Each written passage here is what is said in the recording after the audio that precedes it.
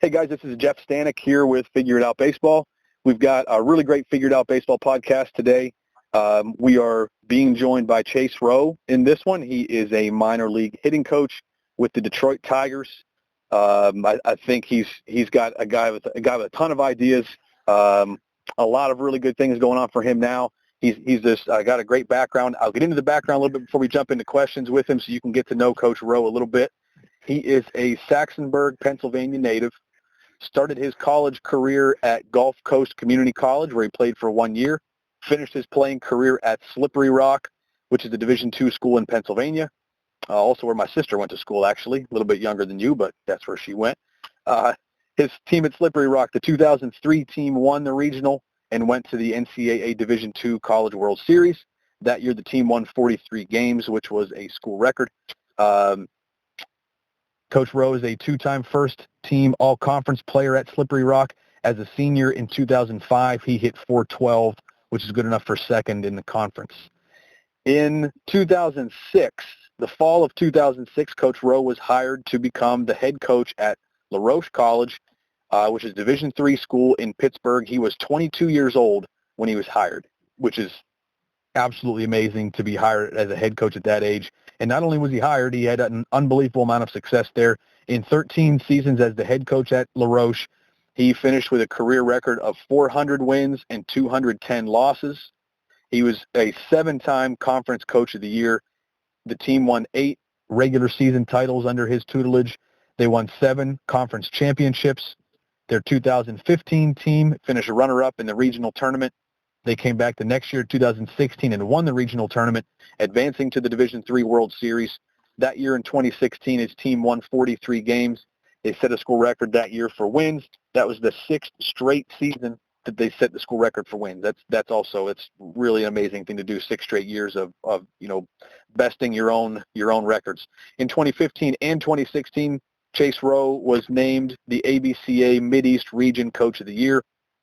In his time at La Roche, he coached 5 players who moved on to play pro ball, coached 6 All-Americans. He had 28 all-region players and 95 all-conference players. He has spent time as an associate scout with the Marlins and the Rockies. He was hired in December 2019 by the Tigers, and in 2020, he will be the hitting coach for the Norwich Sea Unicorns, which is the Class A short season affiliate for the Tigers in Norwich, Connecticut. He is KVEST certified. He is On-Base U certified. He is FMS certified. He's taking a baseball analytics class right now to get some more certifications. He's also the owner of Respect the Game LLC and the Pittsburgh Spikes Baseball Club, which is a travel organization in Pittsburgh, a really successful travel organization. Chase Rowe, really appreciate you spending some time with us today. Thanks for having me, Jeff. I'm pumped to get into stuff with you, man, and I like to start with usually something from the bio that kind of stands out to me. But I would kind of like to start in the obvious place, maybe the obvious place with you. There is anybody that, especially if you're on social media, you're on Twitter, you see that there has been a trend in the last couple of years for a lot of college guys, college coaches to move into pro ball and take pro jobs. And that's something that really wasn't a thing 10 years ago. I talked about that a little bit before we started recording the podcast. It's something that I think is a really cool phenomenon, but I'd like to know just how it worked for you exactly. For all the people out there that are listening to this that, have always, that may be a dream of theirs to work in a professional organization.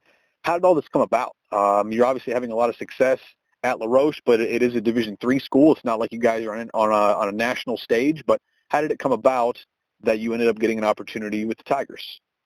Yeah, as you know, like the baseball network is small, and for me personally, with 3 kids and all 3 of them under the age of 9, I don't really get out to much conventions and do much networking. So the circle here has always been a lot of friends of mine are in pro baseball in the area. We've been fortunate in Western Pennsylvania to have some great, major leaguers and guys that are now coaching. And so those connections kind of led me to some, I'm just always trying to learn. So, I'd reached out to some guys in some different organizations and more or less just kind of talking baseball. like we all like to do, and just kind of figure out where, wherever I could find an edge and helping players get better. And some of those conversations ended up turning into offers. And, at the time, my wife and I weren't really prepared for that. So we had turned them down this summer. And then the Tigers came back around, and we got into a situation where I really just didn't want to, regret not giving it a try. It was a dream of mine, like most players, to be able to play in professional baseball. That didn't happen. So to be able to do it in coaching was a once-in-a-lifetime opportunity for me. So my wife's wonderful, and, she decided that, I wouldn't have taken the job without her blessing. And, she almost had to kind of talk me into it because, we're in a spot here where I get to do what I love every day at a great place like Roche, and, run the Spikes organization. I do a lot of private hitting, with players from other colleges and minor league guys. And so I have a lot of experience, and I get to fulfill that void with working with elite players, in the off seasons and in the winters. So, it really wasn't something that I was 100% all in, and she talked me into it. So, of course, after she gives me the blessing, we're going to give it a go here. It's so cool to see some guys like yourself move up in this game. Why do you think it has become a trend for college coaches to start being hired? I have my own ideas, which I may ask you about in a few minutes. But what is it to you? Why has that become a trend? Why has that become a thing in pro ball? Whereas it used to be that you had to have played, or maybe had a dad with the right last name to have an opportunity. Why is it becoming a thing now where all these college guys who've never played pro ball are getting a chance? Yeah, I mean, baseball to me is weird. All the other professional sports have guys that, that maybe didn't play professional football or professional basketball and are, major influencers and great legendary coaches in those respective sports. And baseball was kind of always the boys' club, and rightfully so. It is the hardest thing to do in sports, and the majority of those guys, I could never do half the stuff that they could do. And so I don't understand why it took this long, but I do think coaching is a profession. I do think that it's a skill. I think that a great coach, no matter what level he's coaching, is going to be able to impact players. And I think we're starting to see that trend kind of circle back through in baseball now. And I'm sure it's going to take a long time for college guys to move up, even though we're seeing some of them are jumping positions pretty quick. But, yeah, I mean, players can get better, and coaches can impact players on a daily basis.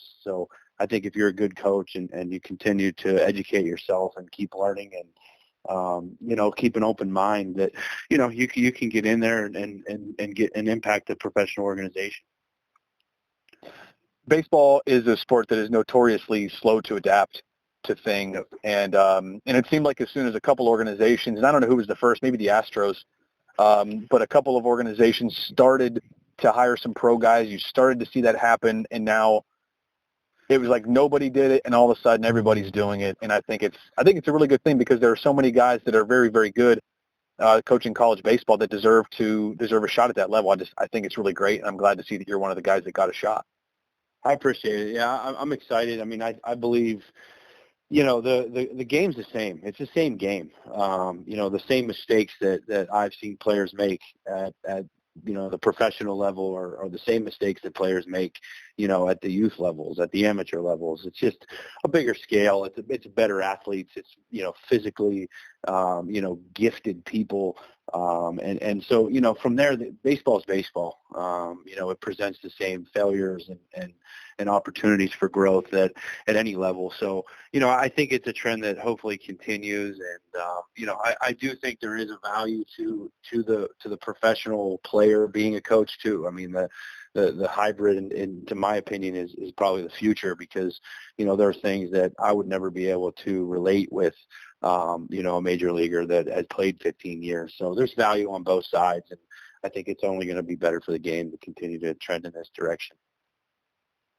Do you have any expectation going into this of what it's going to be like to work with these guys? Now, when I was as a college coach myself, I, of course, thought about coaching pro ball and what that would be like.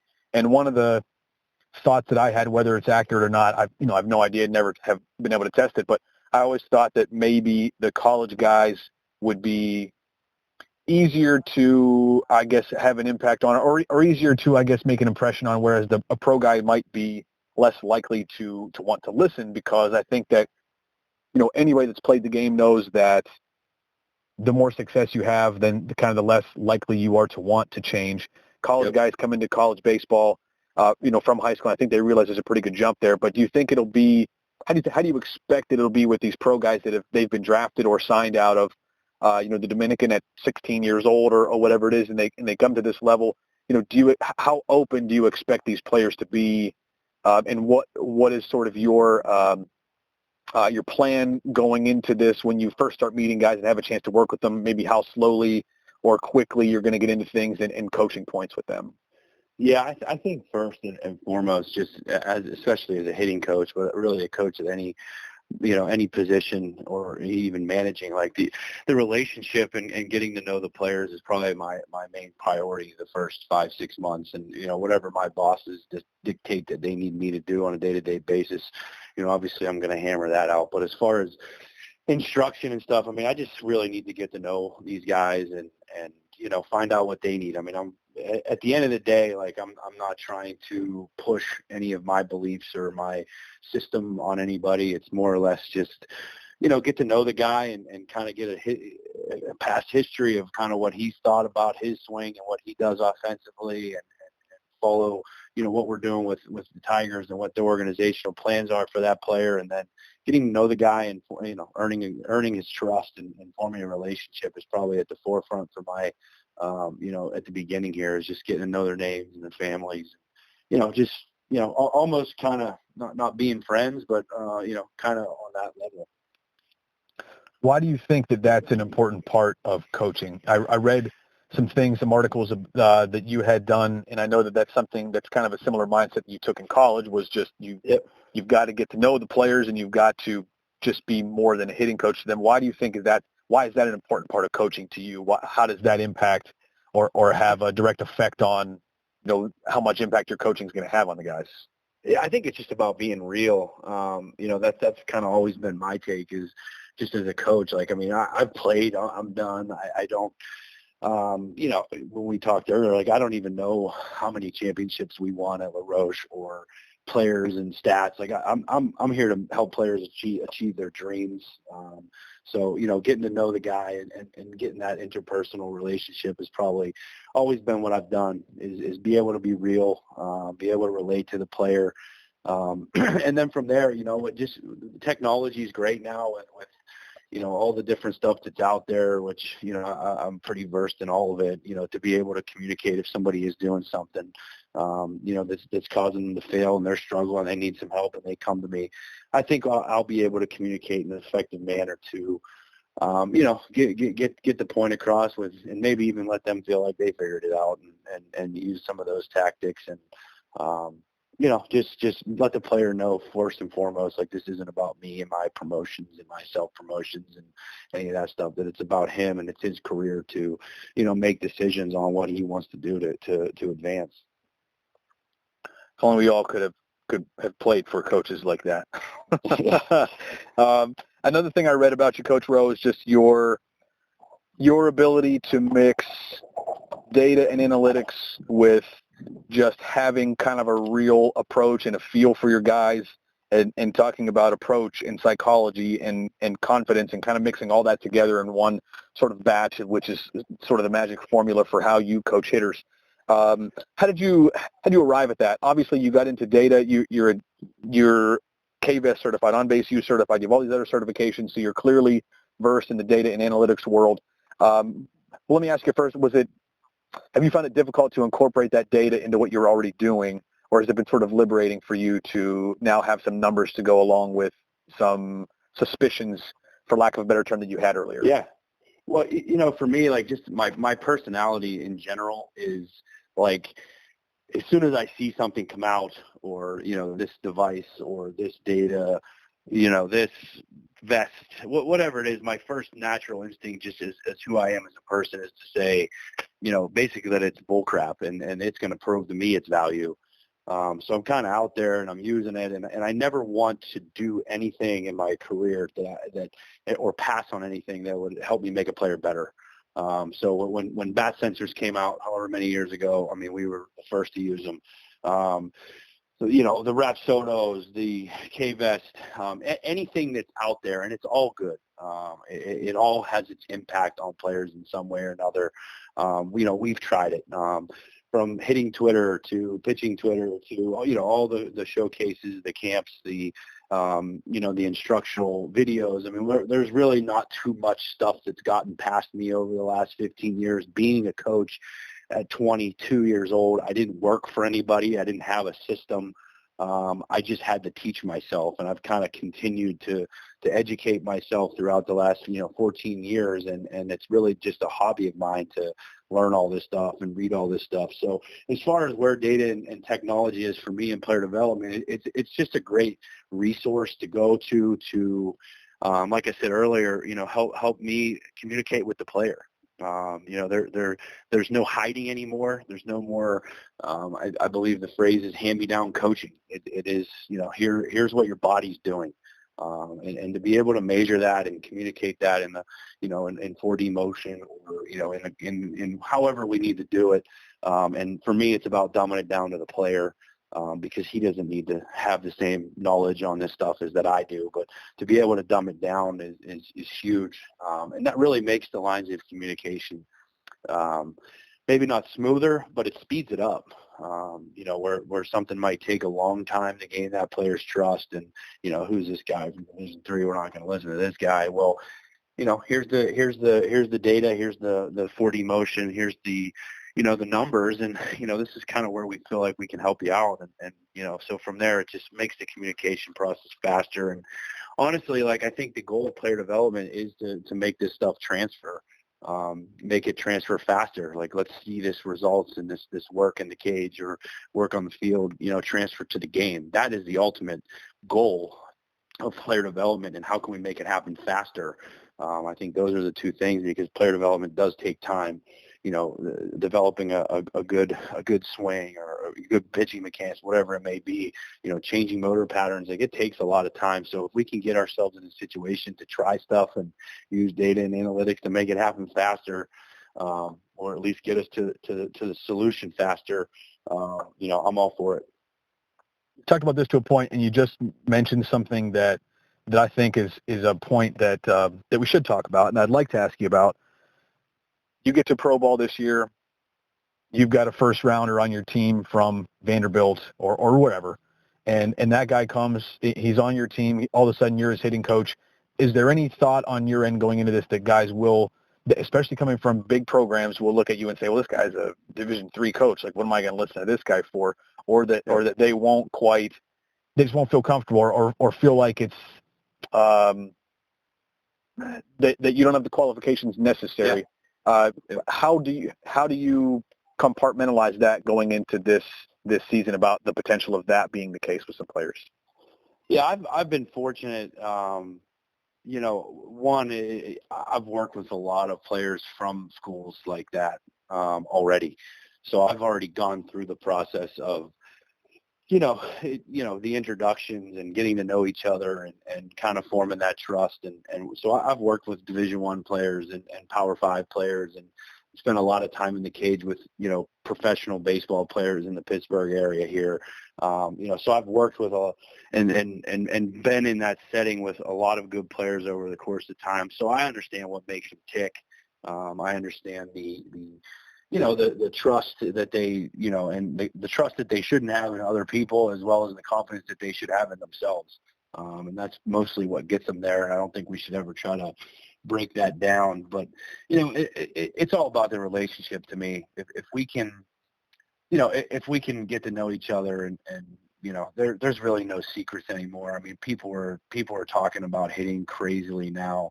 Everybody's got 2 cents. I think for me, just being someone that's really real and not really, I have a couple core beliefs, but other than that, like, I'm not overly technical. I mean, I think that easygoing nature as far as swing development and stuff goes, like, I think I'll be able to bridge that gap, since I've already done it a few times in my career already. And when that guy from Vanderbilt, 3 weeks into the season, when he's hitting $145, he's probably going to come to you and be pretty open to what you've got to say, which is usually a pretty good way to start that relationship if it hasn't started yet. Yeah, it's nice because, the players that I've coached in the past, in the private setting and these guys are sprinkled in different major league organizations in the minor leagues. They're sprinkled into different colleges all over the place. So, I'll be able to connect the dots somewhere along the line and hey, this guy, okay. And then, that guy can let the kid know that I'm going to be able to help him out. You can trust me. And, so that's, like I said, baseball is a small community and I'm fully prepared for any, any of those situations. The perception, I'm sure, around, people that aren't maybe fully invested in the game, but that are college baseball fans or that are baseball fans in general, the perception of, I think probably the obvious perception is that the best coaches in the country are at the highest levels, just like you think the best players are probably at Division I schools, and a lot of people probably assume that the best coaches are at Division I schools, and it's just not always the case. And one thing about the Figured Out Baseball podcasts, I like to bring on guys from different levels. I like to talk to Division II, Division III, junior college, NAIA type guys, to more or less to show people that there are some really, really good minds at other levels. And I think that this trend of college coaches moving on to coaching pro ball is really exemplifying that there are a lot of really good. They don't really seem to care what level. You see JUCO guys move up. You see Division III guys move up into pro ball. You see NAIA guys as well as Division I guys. And it seems like it's making it more evident that there are really good coaches at every level. Yeah, it's to this day, no matter where this game takes me, some of the best coaches that I've seen and that are in my circle, people that I talk baseball with and talk player development with, they're Division III guys, and some of them have been offered professional jobs and decided to stay in the programs that they're in. And, the game is full of great teachers, the high school level, the JUCO level, the Division I level, they're everywhere. And I think it's just an important time that baseball is kind of taking these steps to, just realize that coaching is a profession and it is a skill and we can, no matter what your history is as a player, you can impact the game as a coach. So I think it's a great direction the game's heading. Let's talk about hitting a little bit, Chase, which is obviously your specialty and something. You were a very good hitter. You've been a great hitting coach through the years. Let's just talk hitting a little bit. And first, I don't want to spend the whole time that we're talking about hitting on data, but I would like to just bring it up a little bit.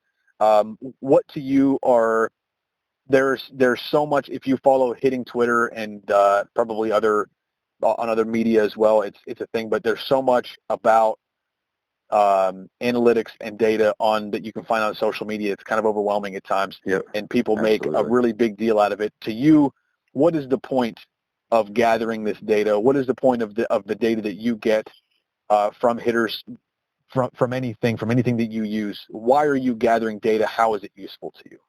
Yeah, from my perspective, like the old saying goes, like you don't really know something until you can break it down and explain it super simple. And so for me, like that's kind of been the journey, is how do we not need this? And when you see all this information being pumped everywhere and numbers being talking, I was a baseball player and I don't want to know half of this shit. And it's hard enough to play the game and they start throwing numbers at me and talking all these crazy things. Like we have to be able to simplify this information to the player. More than anything, it's more of a visual, to show them their heat maps or, give them some information as to where their body's at certain points throughout the swing or, how their body's moving. Stuff like that to make it as simple as possible has been my goal. Sift through the bat censored information and find out that, these sometimes, I don't want to get in trouble with what I say, but sometimes the algorithms for these things aren't always ideal for every single player. So, to be able to use it and look at it and sort through it and say, something doesn't look right with my eye or something I'm seeing on video or on 4D isn't looking great.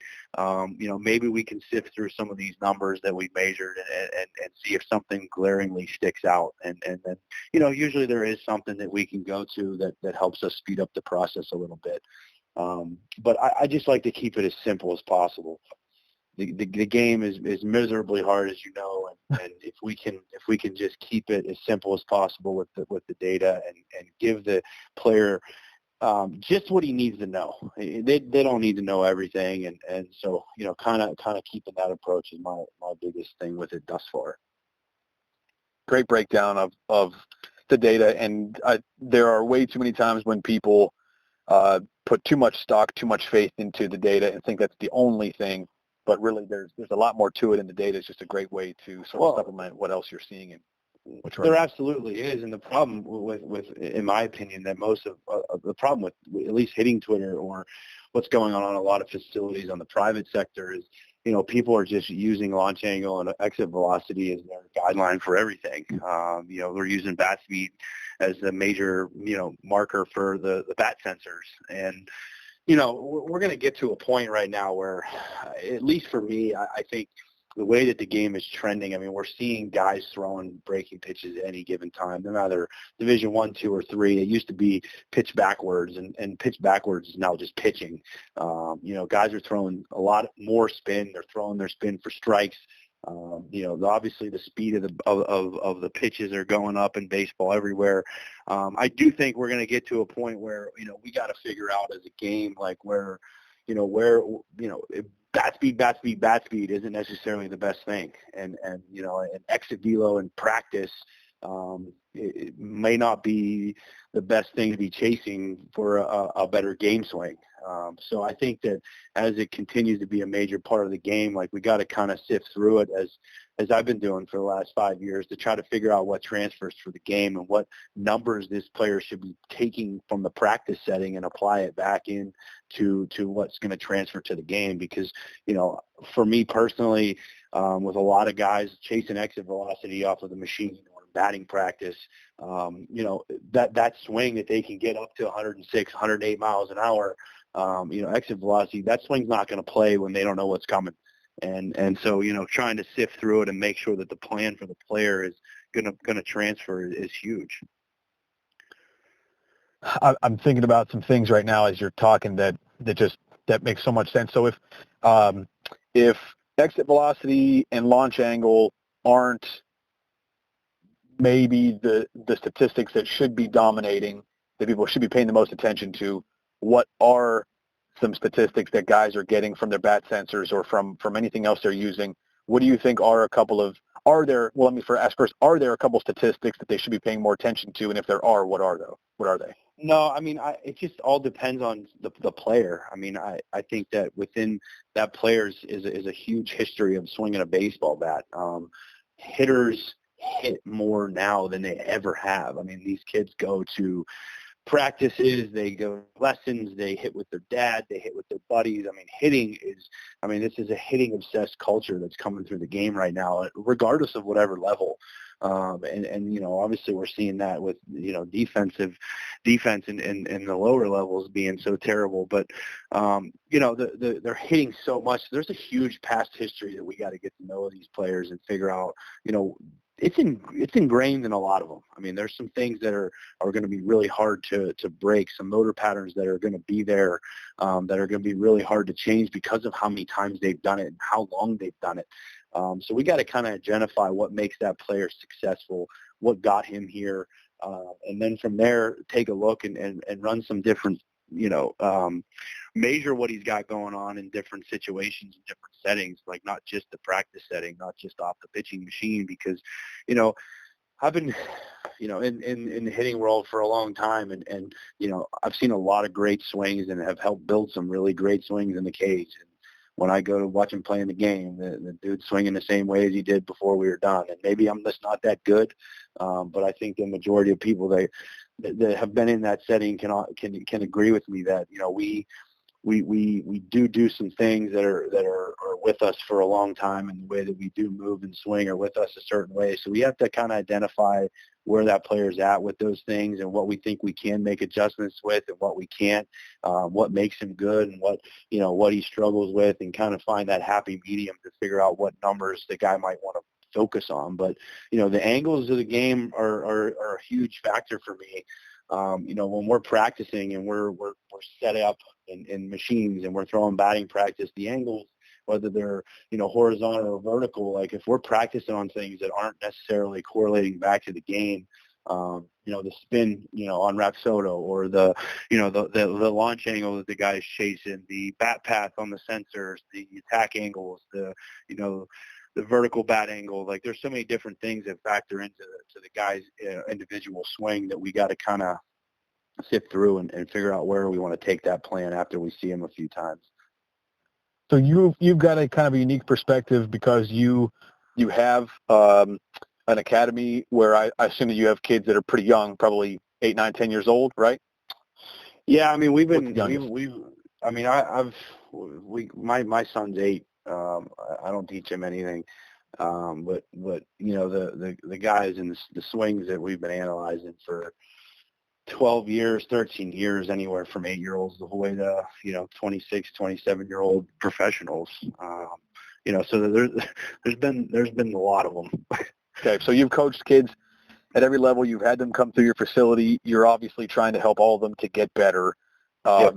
And there's a lot of things that I've said this on the podcast before. There's a lot of things that I see on social media that I think are really bad for the game, and I think are really bad for young hitters as far as what they're paying attention to and the things that are being focused on instead of just the things that I really believe in. And without getting into my perspective, people are here to listen to what you have to say. If there are coaches listening to this that are coaching younger players, say 8, 10, 12, even up to 13, 14, 15 years old, what should those players be focused on in the cage? Are they doing the right thing if they're at that age and they are focusing on launch angle and exit velocity? Like, are those things that people should be paying attention to at that level, or are there other things in your opinion that are more of a better fit for development at that age for a young hitter? There is. I mean, at the end of the day, whether they're professional baseball players or they're 12-year-olds, they got to square the ball up and solid contact. And that, to me, doesn't matter if it's on the ground or in the air or whatever people are arguing about that. Like, we have to be able to square the ball up and find the barrel. I think the equipment the kids are using at the younger ages are really taking that away, because they could just chip a ball out of the ballpark with some of those bats that they have nowadays. But for my advice is always to parents. Like, I feel like the way that the game has changed so much, it was like when we were younger, the majority of people would always tell us that, well, that guy's a major leaguer, you can't swing like that. And that couldn't be further from the truth. I think there's a lot of good baseball players that got ruined because of that thought process. We now can measure how they move, and we now know that everyone can move that way. Now, do they move as fast? Do they react as well? Do they see as well? That's a whole nother scenario. Is their God-given hand-eye coordination? It doesn't mean it's going to be the same, but we can move that way. And I think the game, for me, just being a lower level college coach, the guys that come through aren't bad hitters. They just they have a ton of man-made problems. They've had too many people tell them they can't swing this way and this way. And then, the game is tailored so differently at each age because of the field sizes and the angles, again, of the mound, the height of the mound, the angles of the pitch, the height of the pitcher. So guys can get away with so many things at those younger ages that they can't get away with when they get older. And to me, it just boils down to one thing. Like, if you have a favorite player and you can watch video, or you can get into a facility where people are able to measure, what's going on with your body. I'm not talking about launch angle or EV or anything like that. I'm talking about, a K-vest or 4D motion, stuff like that, where you can actually see what your body's doing and how well is it in balance, and is it in a good spot to produce, some rotational power. And what's your bat doing? How well are you covering? How long are you staying through the zone? If you're in a situation where you can get that stuff and you can get measured, and then you can find your favorite major leaguer and try to copy. I mean, that's old school, but I mean, that's just what you do. Is these kids learn a lot through imitation and trying to copy what their favorite players do. But to think that you need to do something different, and you're going to be able to do something different every level that you move up, and that you're magically just going to all of a sudden start swinging, like a Division I baseball player when you've been swinging like a 12-year-old your whole life, it's just not going to happen. So hopefully this is the trend that we're on, is that we start to see more and more better hitters, come out of the high school and college ranks because of all this information that's out there. What, in your definition, is a good hitter? What's a good high school hitter look like to you? I mean, First of all, let me break it down. Well, let me ask this first. What do you, results wise, like what do you want? And I'll give you just some examples. Do you want a guy that is trying to pull every ball down the line and trying to hit pull side home runs? Do you want a guy that can hit line drives from line to line? Do you want a guy that hits a lot of extra base hits? Do you want to, like, what do you want to see out of what is a good high school hitter? I just want to see consistent timing. I want to see a nice forward move to balance. I want to see just guys that can square the ball up in multiple different locations. Like, we see this kids hit all the time and high school players swing, and the swing looks the same no matter what the pitch location. And that's not athletic hitting. That's not getting into a good spot when your front foot lands. That's not having good coverage and, with your bat path. So, for me, those are kind of the things. I think that the game runs into problems when we start to try to make power happen. Whether it's pitching or whether it's hitting, when we start to try to make power happen before the kid is physically old enough through puberty to make power and be strong, now we're starting to have overcompensating moves, which is resulting from the hitting side of things, like just guys that rotate too much and spin too much and trying to make, more rotational power happen. And that's not necessarily a good thing once you, get into the higher levels of the game where guys are throwing spin in any count and it's devastating and it looks like a fastball and, it just gets really, really hard. So my advice for kids would be to, stop chasing the power numbers, focus on, working gap to gap and squaring balls up. And, as you get through puberty and as you get through your strengthening, in your high school years, the power will come. And that might be the same for minor leaguers. I mean, once they put the wood in their hands, that's a new level of strength and being able to square balls up. So it's just a higher level and a different stage. But, that's usually, stay gap to gap, drive the doubles, and the power will come as you get older and more mature. So when you're saying gap to gap, do you still like to see hitters that are able to take a pitch on the outer third to outside, the outside corner and be able to use at least the opposite gap, if not the opposite line? Or do you care, like, if a guy can pull a pitch on the outer black and pull a pitch on the inner black and everything he hits is pull side, but he's barreling everything? Like, does that matter to you? Do you think it's a skill that you'd like to see to be able to use the field? Yeah, to me, it's just way too hard to be, in my opinion, like, it's just way too hard to be that technical with it. If the guy if he is hitting the ball hard, and a guy can take a pitch on the outer half and put it in the full side gap, or, whatever the case may be, like, as long as they're squaring up the ball and to that, on that same note, like, if they're squaring up, if they're able to square up fastballs and they're able to square up spin, they're going to be able to use the whole field. They're going to be athletic. They're going to be in a good spot when they land in balance, and they're going to have a good bat path and be on time. So, those are just going to be the where they hit the ball and the pitch location will be a byproduct of that. What about mechanically, talking about, again, a good high school hitter, and even now going into pro ball, are there some, I know that there are a lot of mechanics throughout the swing that are variable and that are going to be a little bit different from player to player. Are there any absolutes? Are there anything that you think, any certain types of mechanics that you think that this needs to happen for a kid to really, a kid of any age to be a good hitter? These are some absolutes mechanically that need to be happening.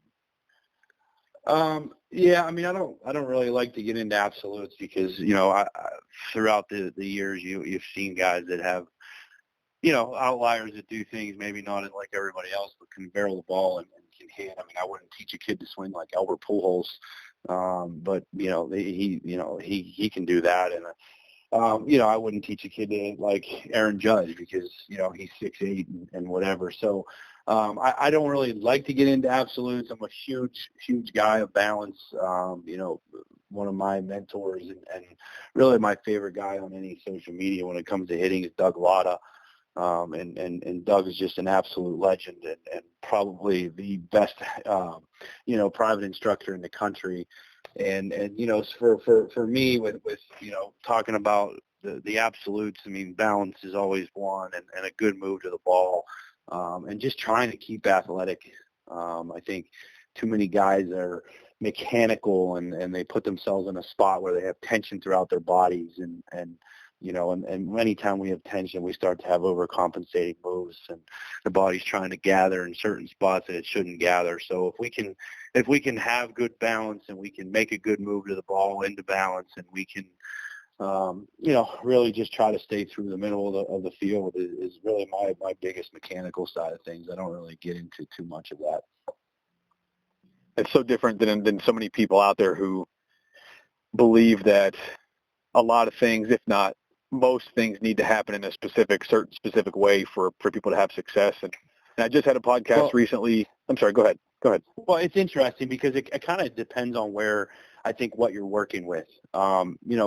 The problems that I would have gotten with hitters at Roche that come into me, or guys in high school that come into me, all their problems are man-made, whether it's dad or high school coach or old travel coach or the 46 lesson people that they took lessons from. I mean, these guys, one, they don't trust anybody anymore because they're still hitting, pull side rollovers and backside flares.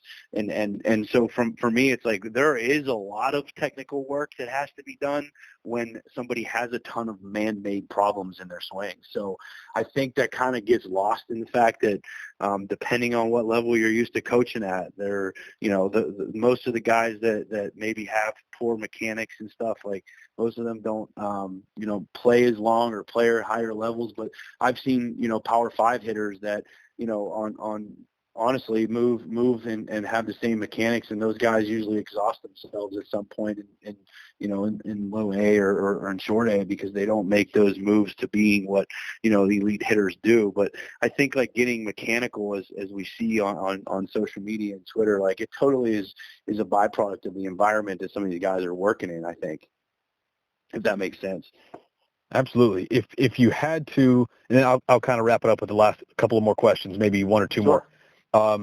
If you had to break it down, all the talk, I shouldn't say all the talk, 90% of the talk on social media about hitting is mechanical and or data related, which is still in a way mechanical, a lot of it. Yeah. How much of what you do when you're coaching hitting is mechanical compared to working with guys on their approach, their mindset, their confidence, whatever it may be, just things that aren't mechanical that anybody that's coached hitters at a higher level knows there's a lot more to it than just having a pretty swing. If you had to break that down as far as how much time you spend on those type of things with hitters, at a guy that's your level of hitting coach, how much time are you spending on each? Just to give coaches at other levels an idea of maybe they should be spending more time in this area or that area.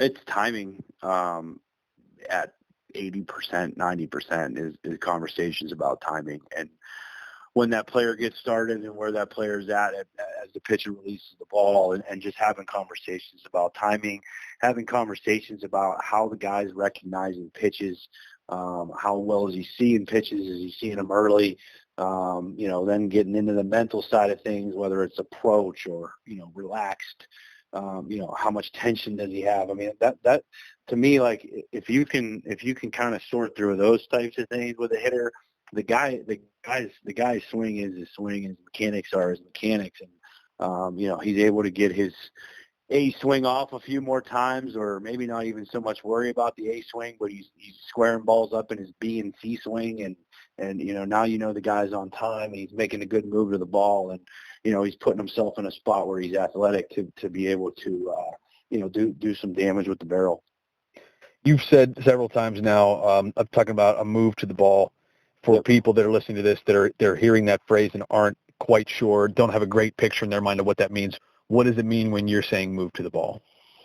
I mean, I don't know where it got lost in the last 30 years, but like you still have to step. And when I watch elite hitters, like there's a forward move in there to some capacity. Whether it's Rendon or it's, Bellinger, to which extreme the player is moving is going to be dependent on, how that dude's wired and how he gathers himself in that move. But there's got to be one. And I think that because not a lot of people in amateur baseball can talk timing, and can work timing and can train timing, and put players in difficult practice situations that involve their focus to be on being on time, or train them when they might not be on time.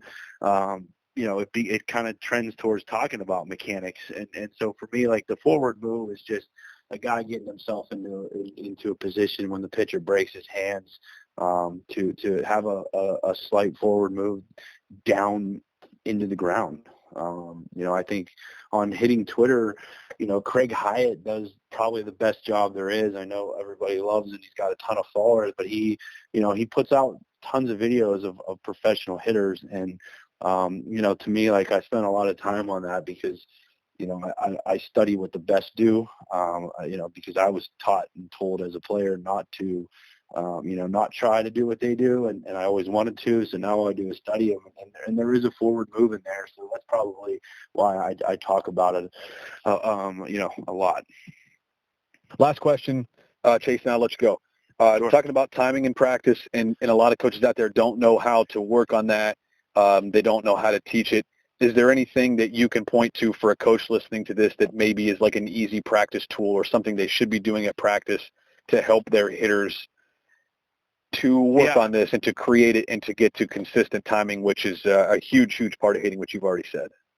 Yeah, I mean, just to keep it simple right now, I think just some video from behind the catcher view can really, and maybe if you can get it elevated, a little bit higher than home plate, or, above the hitter, so you can have the pitcher and you can have the hitter in view, and you can start to analyze when this guy moves, and when the pitcher moves, and when is his foot getting down, and is he getting into balance, when his foot lands, and, is he starting at the right time? So, just that view alone, to me, can answer a lot. Like, it's crazy to me that we hitting is said to be the hardest thing to do in all of sports, but we do it from some of the craziest, most unathletic, tension-filled positions.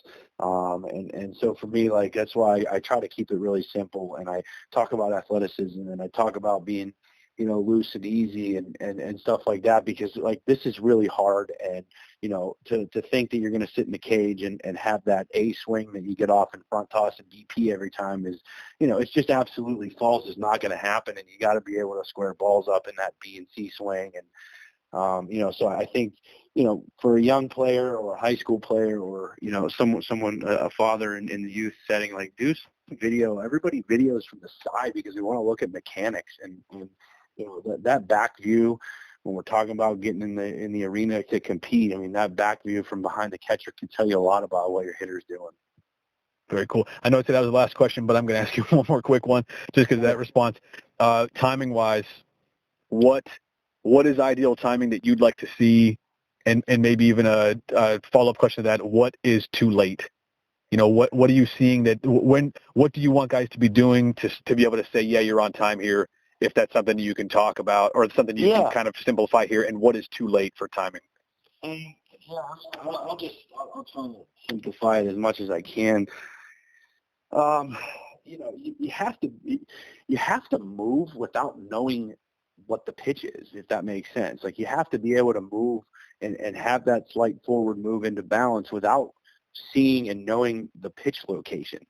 So controlling that forward move, doing that when the pitcher is coming towards you with the ball, and the arm stroke's coming towards you with the ball, being able to have the trust and the confidence and the to move without knowing where the ball is. I mean, we talk about in my cage, it's moving to the unknown. I think that's something I stole from Doug Lotta, but it's moving to the unknown. You have to move without knowing where the ball is coming from, and a lot of hitters don't want to do that. They want to stay guarded. They want to stay safe. They want to stay back. They want to wait till the ball is released to try to identify where it's going and what it's doing with the spin, and then move. And but there's going to be a point that works, and then there's going to be a point where all those pitches come out and looking the same way, and it's going to be really, really hard to get a hit. So, I think for each level, that is determining by the athlete. There are definitely guys who could play 9 years in the major leagues and have a bad move and, get away with it with the gift. But I think on the flip side of that, there's a significant amount of them that don't make it out of, low A because of a bad move. So, I'm pretty biased on timing and vision and pitch recognition and line. What's too late for timing? If you see what in a video, like when would you go to a player and say, do you see this? Do you see this? This is too late. If I see a guy moving, into his forward move, when the ball's already out of the pitcher's hand or outside of the dirt circle or halfway, he's going to get blown up when he starts to see, some real velocity and starts to see, because he's forcing himself to commit super early. His body, first and foremost, really isn't in a position to make any type of speed happen. So he's going to do something to overcompensate it, and he's going to be blown up. Awesome. Chase, this has been great. I really appreciate the time, appreciate the conversation about hitting. It's something that it's a lot easier for me to talk hitting and a lot more, I guess it's easier for me to comprehend everything than it is to have these conversations with pitching guys. So it's been good to change it up a little bit and talk some hitting today. Pretty clearly talking to you, I love the fact, I love how adaptive you are. I love how real you are with things and with your, and how it seems like you are with your players, and just a guy that's self-taught, no fluff, and kind of what seems like a player's coach, always open-minded about things, wanting to learn. Like, those are some things I just think are such great attributes, and obviously a big part of the reason why you are where you are. So Chase Rowe, this is Chase Rowe, everybody. He's a minor league hitting coach in the Tigers organization. This will be his first spring with the Tigers after 13 years as a Division III head coach at Roche College in Pittsburgh. Chase, this has been great. I really sincerely appreciate you spending some time with us today on the podcast. Thanks for having me, Jeff. Big fan. Keep doing your thing, man. Thanks very much, and best of luck to you, the team, and I look forward to following you in the future. Thanks again.